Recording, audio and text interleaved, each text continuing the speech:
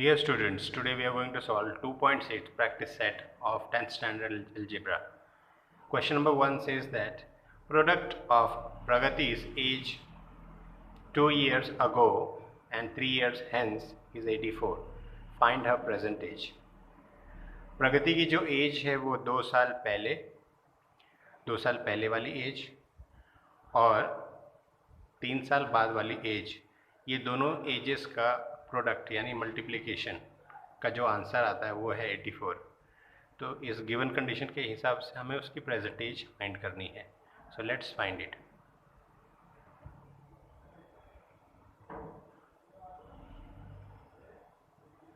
We don't know the present age of Pragati, so we will assume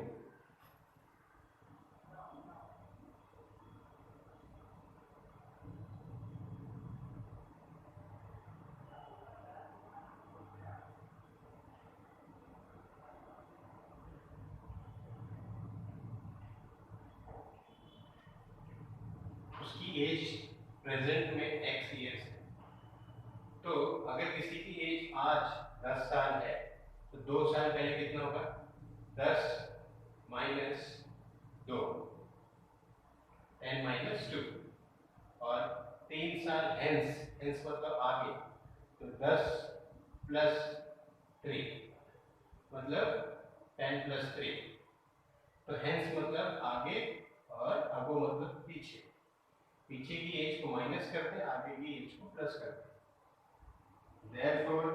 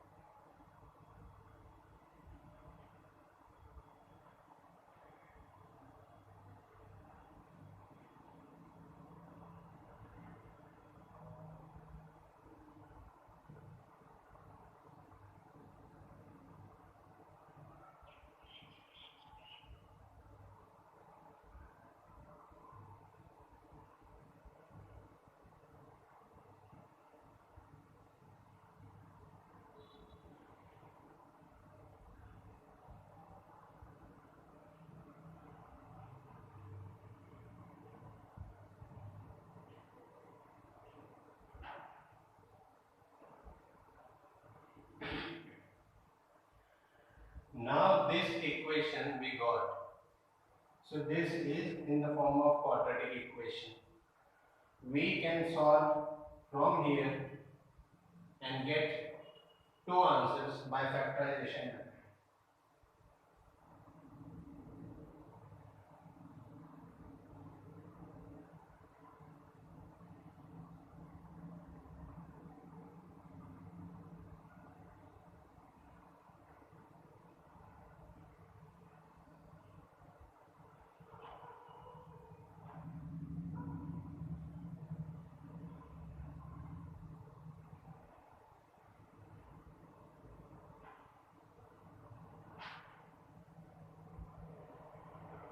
We get x equals to -10 and x equals to 9. किसी की as minus में तो होती नहीं, so this is not acceptable. So we will take Pragati's age is 9 years. वही हमें ढूंढने था कि बताओ प्रेजेंट एज क्या है। तो प्रेजेंट एज हो गई 9 years. लास्ट स्टेटमेंट लिखना है, therefore the present age of Pragati is 9 years. मैंने यहाँ पे फैक्टराइजेशन मेथड से सॉल्व करके नहीं बताया, क्यों? पीछे के प्रैक्टिस सेट में जो आपने सीखा है वो बार बार करने की ज़रूरत नहीं है। तो यहाँ पर इस जगह पर आपको सॉल्व करना है। मैंने जानबूझकर सॉल्व नहीं किया है ताकि आप थोड़ी मेहनत करो। Okay, so let's go to second question. The sum of the squares of two consecutive even natural numbers। आपके टेक्स्ट बुक में, अगर आपकी पुरानी टेक्स्ट बुक है तो वहाँ पे consecutive natural numbers लिखा है, even को ऐड कर लो, ये चेंजेस कर लो। क्वेश्चन ऐसा होना चाहिए। So the sum of squares of two consecutive numbers, मतलब दो consecutive numbers है, उनके स्क्वायर्स का सम, दो नंबर्स के स्क्वायर का सम होता है 244।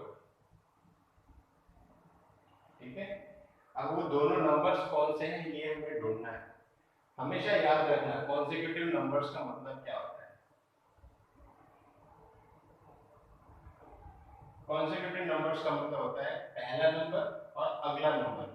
तो पहला नंबर हमें नहीं पता है तो होगा x, तो अगला नंबर क्या होगा x प्लस 1। क्यों?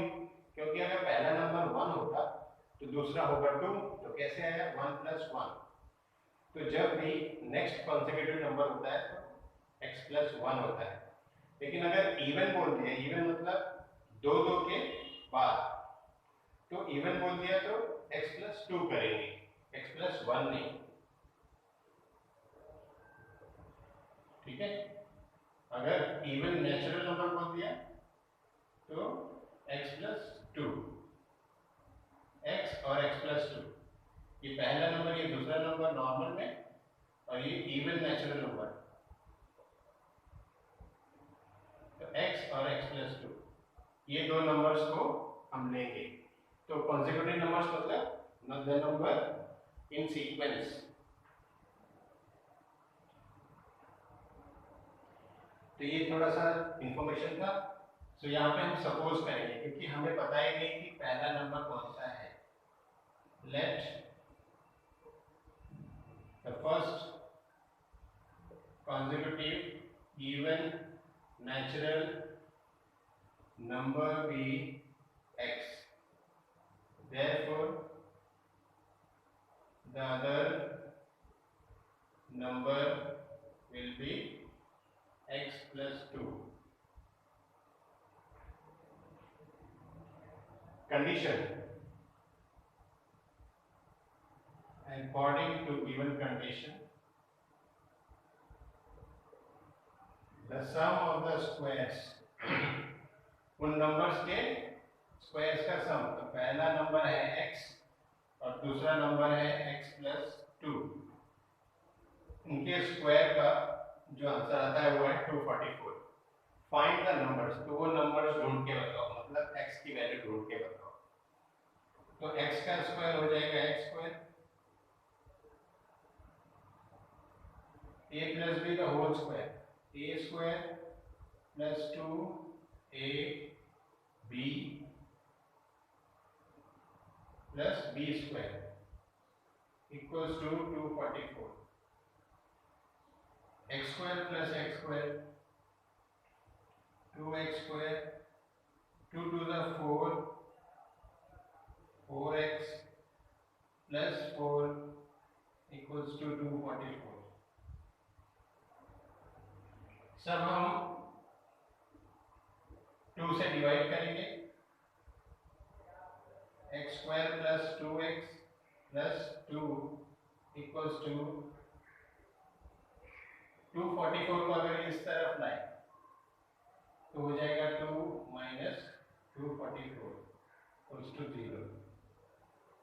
यहाँ पे लिख देते हैं डिवाइडिंग बाय 2। 2 से डिवाइड किया था तो 244 हो जाएगा 122। एक स्टेप लिख देता हूँ तो आपको समझेगा नहीं। ठीक है, रीजन लिख देते डिवाइड बाय 2।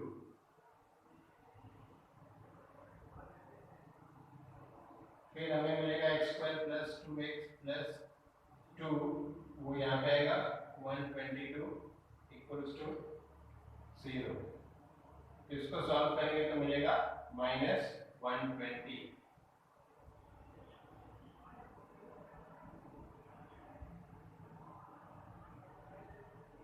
Equals to 0। अब ये मिल गया क्वाड्रेटिक इक्वेशन। इसको हम सॉल्व करेंगे, या तो फैक्टराइजेशन मेथड से सॉल्व कर सकते हो या तो फार्मूला मेथड से सॉल्व कर सकते हो, जो भी मेथड आपको इजी लगे।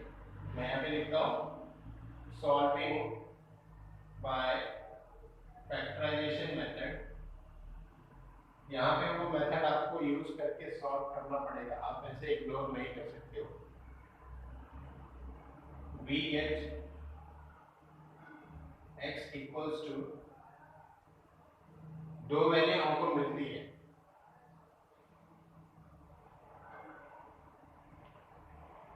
-12 और 10। तो उन्होंने बोला था कि इवन नेचुरल नंबर, तो -12 तो इवन नेचुरल नंबर है, लेकिन माइनस नहीं चलेगा। So this is not acceptable. Therefore, x equals to 10. Therefore, the consecutive even natural numbers are x equals to 10 और जो दूसरा नंबर था वो x plus 2, मतलब 10 plus 2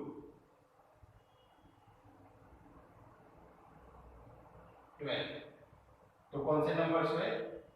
Therefore, the numbers are 10 and 12. Okay, so let's solve another question. Dear students, next question is Madhusudan has planted 150 trees in the pattern of rows and column. Madhusudan ने 150 पेड़ लगाए, ठीक है। 150 पेड़ लगाए, इसको कॉलम बोलते हैं,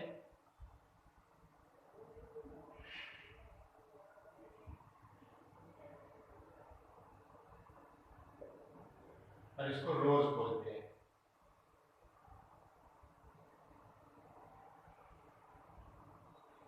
तो हमें भी पता है, बेसिक चीज हमें मालूम है कि अगर मैं यहाँ पे 2 2 2 2 2 लिखता हूँ और यहाँ पे 1 2 3 4 5 रोज है, ठीक है।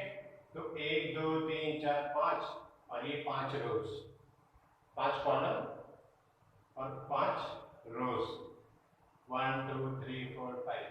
तो टोटल कितना हो गया?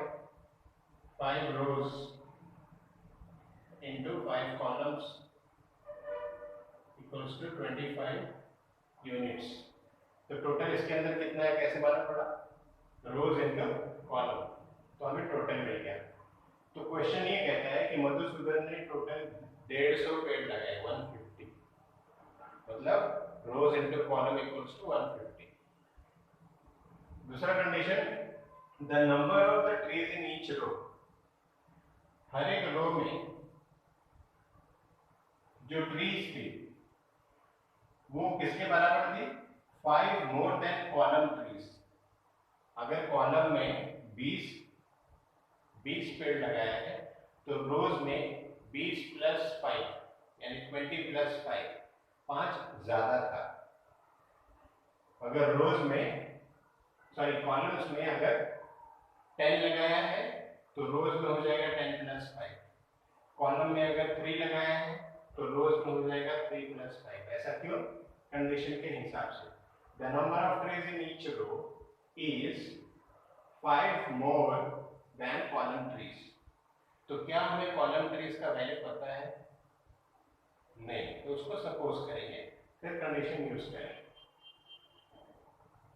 Late the trees in column be x, therefore the trees in rows equals to x plus 5। तो रोज में अगर मैंने x सपोज किया तो कॉलम्स में क्या होगा x प्लस 5, सॉरी कॉलम में मैंने x सपोज किया,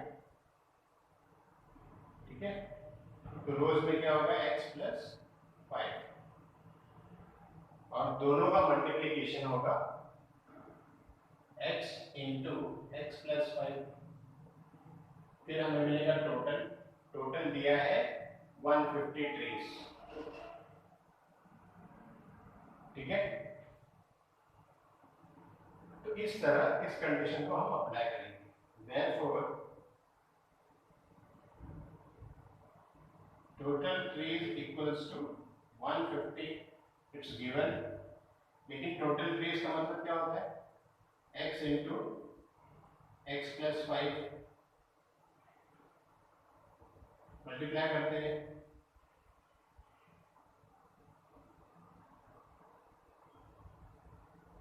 इसको इस साइड लेके आओ,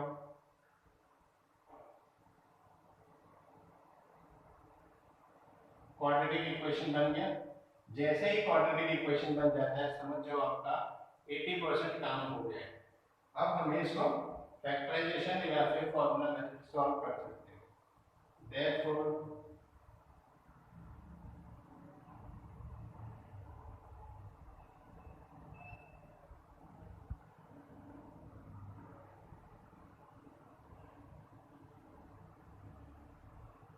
we get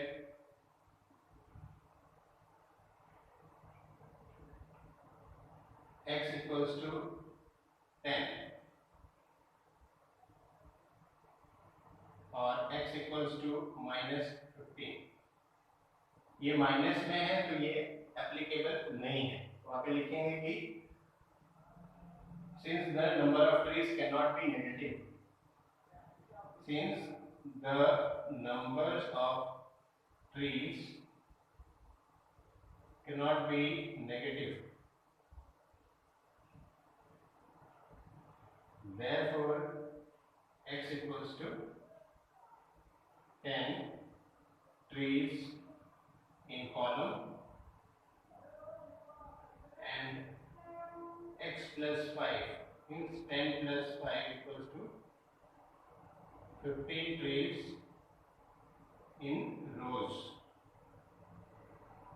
तो इस तरह सॉल्व करेंगे। यहाँ पे इसके जो 4-5 स्टेप हैं फैक्टराइजेशन मेथड सॉल्व करने के, वो आप करोगे। ये मैं जानबूझकर छोड़ रहा हूँ ताकि मेरे वीडियो में टाइम कम हो जाए, मैं थोड़ा रिलैक्स करूँ और आप थोड़ी मेहनत करो, क्योंकि 10th स्टैंडर्ड किसका है? आपका। बोर्ड एग्जाम किसका है? आपका। मेरा रोल ये है कि मैं आपको समझाऊं और सिखाऊं, प्लस आपको ये प्रेशर दूं कि आप उसको करो, और अगर फिर भी कोई डाउट आता है तो आप पूछ सकते हो, इसीलिए तो मैं बैठा हूं। Okay, let's go for other question.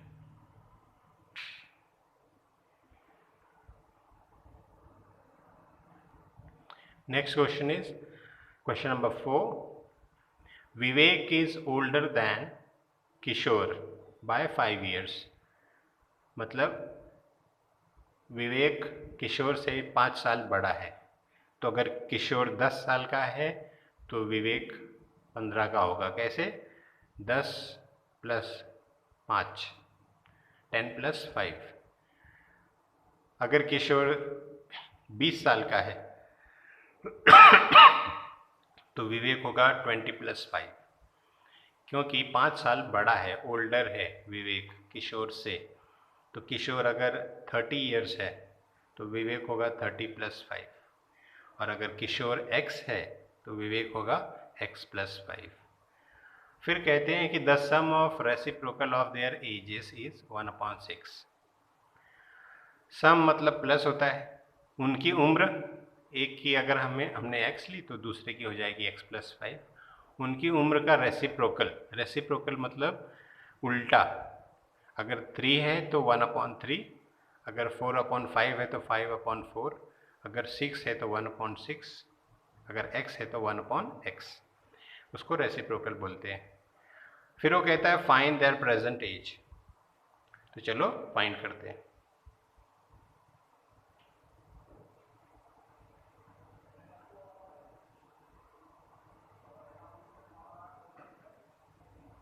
बच्चे कंफ्यूज होते हैं कि हम किसकी एज को x सपोज करें।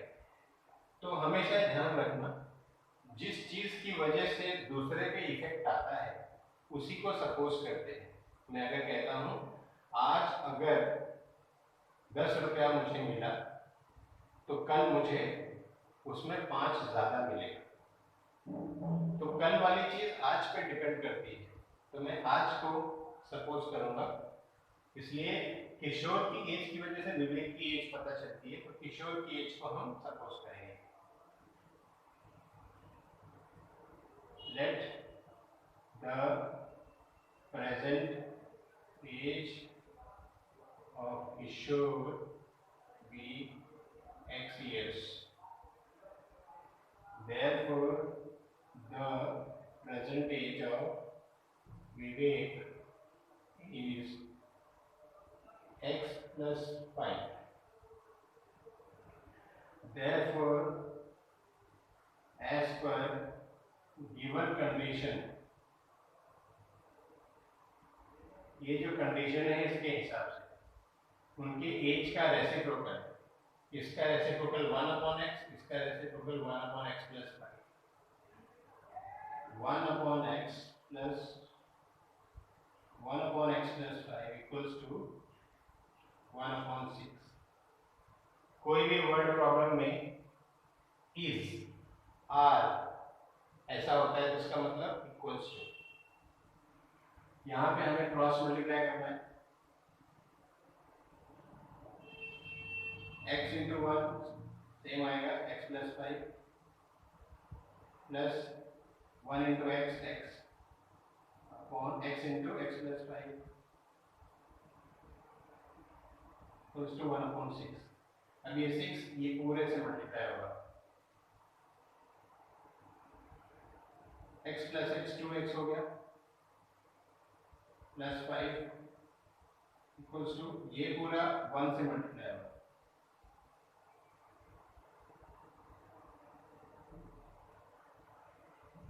therefore 6 to the 12x, 6 5 is 30 equals to x into x square plus 5x, x square वहां पे रहने दो, बाकी चीजों को उस तरफ लेके जाओ। x square plus 5x minus 12x minus 30, यहाँ कुछ नहीं बचा तो 0। अब ये पूरी चीज को उल्टा कर दो,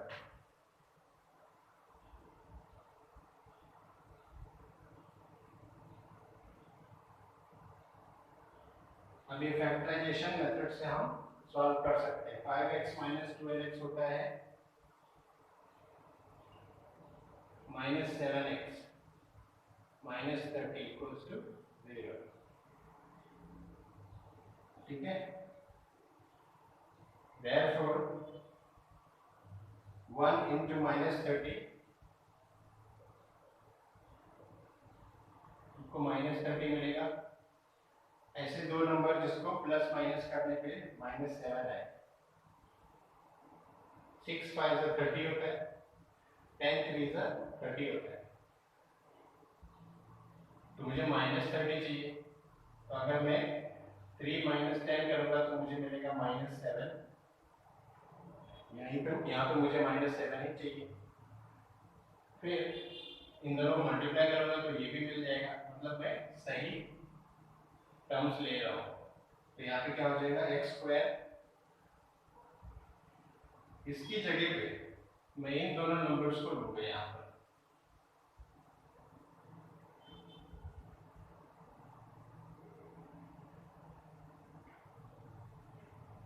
माइनस 30 इक्वल्स टू 0। ठीक है, x square minus 10x plus ये कहाँ से आया, ये माइनस 50 यहाँ से इक्वल्स टू 0। अब फैक्टराइजेशन कॉमन लेना है इसमें से,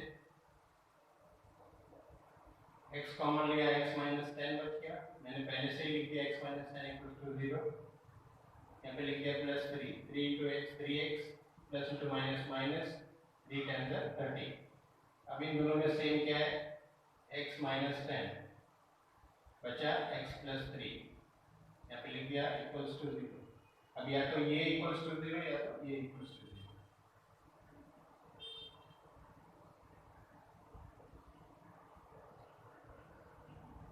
x इक्वल्स टू माइनस 3 आएगा, but the age is never negative, therefore x equals to 10, x equals to 10 मतलब हम therefore present age of Kishore is 10 years, therefore present age of Vivek is x plus 5 मतलब 10 plus 5 15 years। तो इस तरीके से मैंने solve किया। यहाँ पर मैंने आपको सॉल्व करके फैक्टराइजेशन से बताया ताकि एक बार फिर से रिवाइज हो जाए। तो इस क्वेश्चन को कंप्लीटली ऐसे ही करना है। That's it, let's do the next question.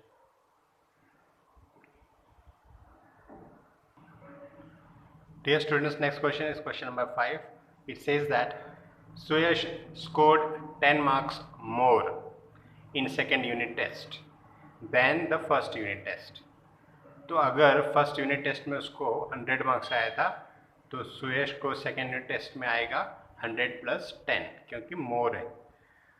अगर सुयश को 50 मार्क्स आया था, सॉरी फर्स्ट यूनिट टेस्ट में सुयश को 50 मार्क्स आया था तो सेकेंड यूनिट टेस्ट में आएगा 50 प्लस 10 क्योंकि 10 मोर है। अगर सुयश को फर्स्ट यूनिट टेस्ट में x मार्क्स आया था तो सेकेंड यूनिट टेस्ट में आएगा x प्लस 10 क्योंकि 10 मोर है सेकेंड यूनिट टेस्ट में। उसके बाद कंडीशन दिया है कि 5 times the marks in the second unit test. Second unit test का मार्क्स हो गया x प्लस 10, तो उसका 5 टाइम्स मतलब into 5 equals to marks in the first unit test का स्क्वायर। जो फर्स्ट यूनिट टेस्ट में आया था मार्क्स उसके स्क्वायर के बराबर है उसका 5 times the marks in the second unit test. ये कंडीशंस दी हुई है क्वेश्चन में, हमें ढूंढना है find the score of Suyash in the first unit test, that is x equals to how much. Let's solve.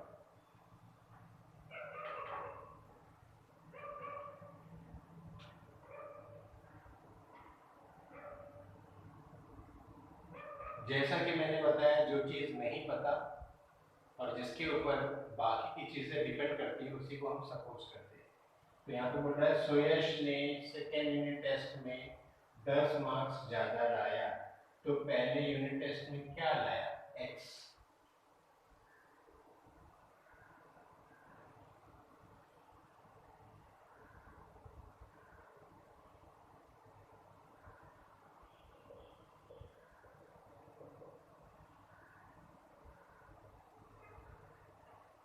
Therefore, he scored x plus 10 marks second unit test, 5 times marks of second unit test.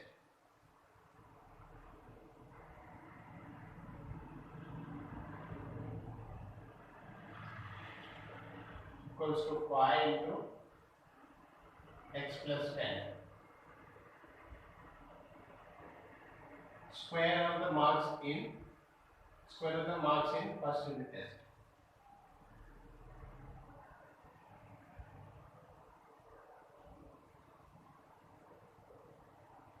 That is, we have taken x, so x square.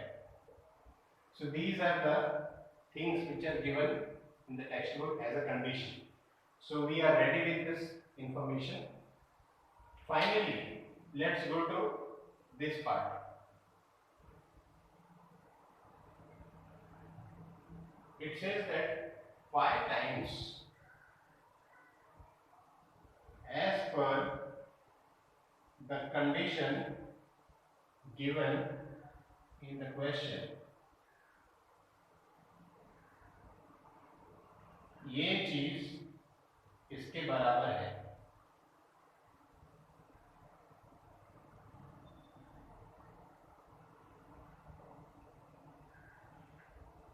ठीक है, ये as per condition हो गया। अब इसके बाद हमें solve करना है। 5 into x plus 50 x square, ये सब को उस तरफ लेके जाओ, यहाँ पे बचेगा 0, उधर गया तो -5x, ये उधर गया तो -50, इसको टर्न कर दो।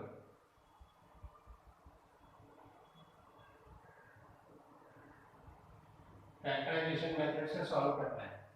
10 5 50 होता है, 1 इंटू -50,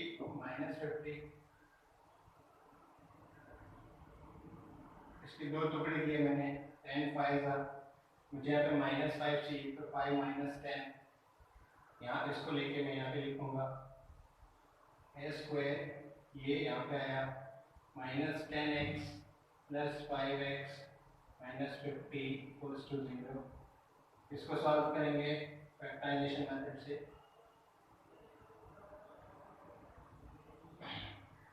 कॉमन लेंगे इसमें से x -5 मैंने यहाँ पे लिख दिया पहले से ही, प्लस 5, तो 5 into x 5x, plus into minus minus 5 10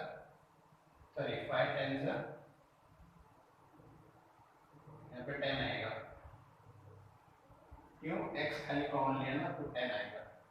तो x into x minus 10, 5 into x minus 10, इन दोनों में सेम क्या है, जो सेम है उसको पहले लिख दो, फिर x प्लस 5 दूसरे ब्रैकेट में लिख दो equals to 0।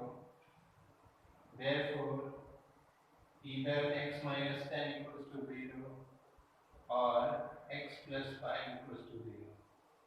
X equals to -5, which is not acceptable. This is not acceptable. -5 क्यों?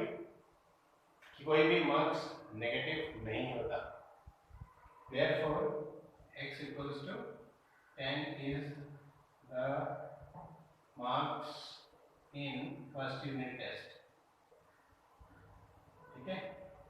तो ये ढूंढना था what is the marks in the first unit test, हमें मिल गया, डन, इजी। कभी भी वर्ड प्रॉब्लम से डरो मत, उसको आपको सिर्फ समझना होता है और समझ के कंडीशंस को फुलफिल करते हुए सॉल्व करना होता है। इसमें हमने देखा कि जैसे ही हम सपोज करते हैं कंडीशंस को वैल्यू में कन्वर्ट करते हैं तो एक फैक्टराइजेशन मेथड रेडी हो जाता है और उसके बाद हम सॉल्व करते हैं क्वाड्रेटिक इक्वेशन का। दो वैल्यू मिलती है, एक वैल्यू एप्लीकेबल होती है, एक नहीं, तो जो एप्लीकेबल होती है उसको हम यूज कर लेते हैं और सॉल्व हो जाता है। Let's go for other question.